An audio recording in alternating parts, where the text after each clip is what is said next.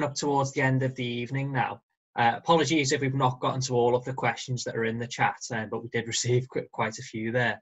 But what we're going to do for the last sort of 10 minutes or so is I'm going to hand over to each of the panelists just to leave us with a final few words or parting piece of advice for the students here tonight just before we finish.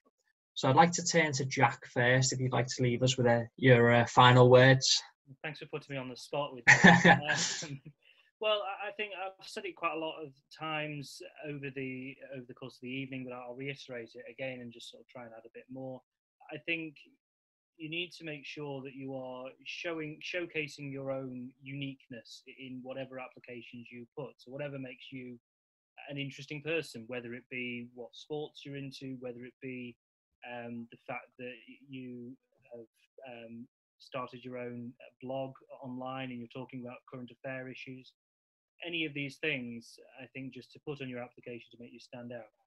And I think the other thing I want to touch upon is I know there's a lot of doom and gloom around, particularly about legal aid cuts and things of that nature. And it is bad, of course it is, but you can still make a living out of this job. It is a very, very good job as well. I'm very lucky to do this job, and I count myself as very blessed to be able to go to court every day and represent clients and be able to do that.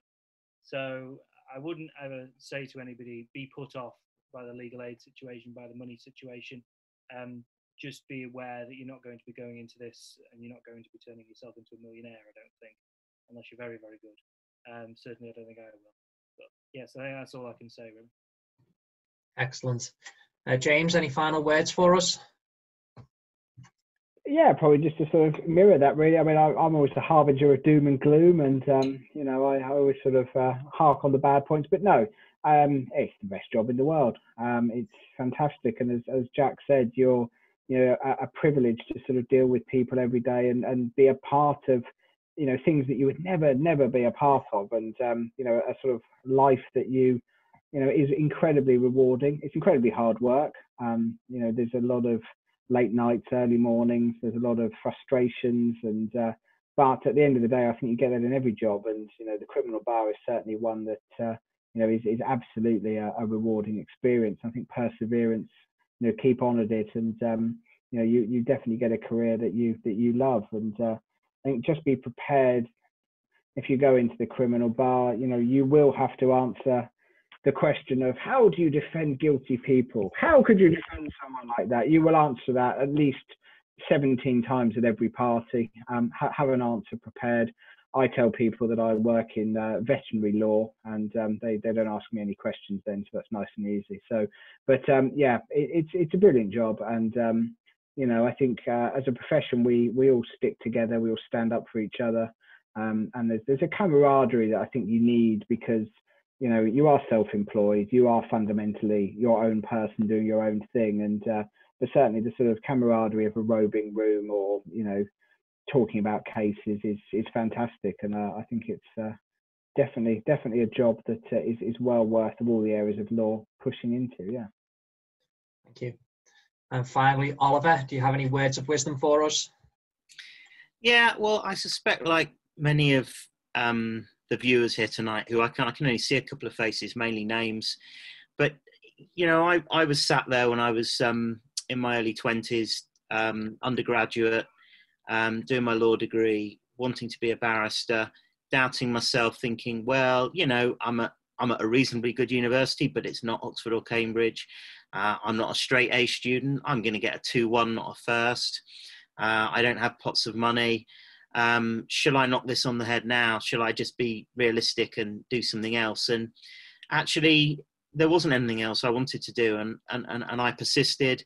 And it's competitive, and you do get knockbacks. I went for umpteen pupillage interviews. Some of them never even had the courtesy to reply. Others said thanks but no thanks. Some said, oh, close but no cigar. And then as I built up the experience and I kind of worked out what I needed to say, and I gained in confidence, I started getting a couple of offers, and there were 2 main offers I got, and one of them was in Chester, and that's the one I took. So, of course you've got to be realistic. It's a big financial commitment. and it is very draining, filling in all those application forms and, you know, trying to justify why you want to be a barrister. And the world has changed just in the 20 years I've been doing it. But if you are committed and if you do put in the work, you can still get there. And when you do get there, as Jack and James have said, it is a job like no other. Yeah, the lows can be lower than other jobs because of the subject matter that you're dealing with. Sometimes you're dealing with people at their worst and you're seeing horrific things. But the other side of the coin is the highs. You know, when you've represented someone like Jack said, someone who perhaps can't talk up for themselves, who maybe the police have exploited a little bit in an interview, taken advantage of, you know, and you represent them and you get the right verdict. It's sheer exhilaration, and I can't imagine any other job could give you that. So follow your dream is my advice. If you'd like to be notified about any of our advocacy or mooting competitions, go onto the contact page on the website, fill in your details, we'll put you on the mailing list and we can notify you about any further competitions that we have. Tonight's evening and the whole series has been sponsored by publicspeakingtuition.com, and I'd like to just say a final thank you to everyone that has come along tonight, and I'll see you next time. Thank you.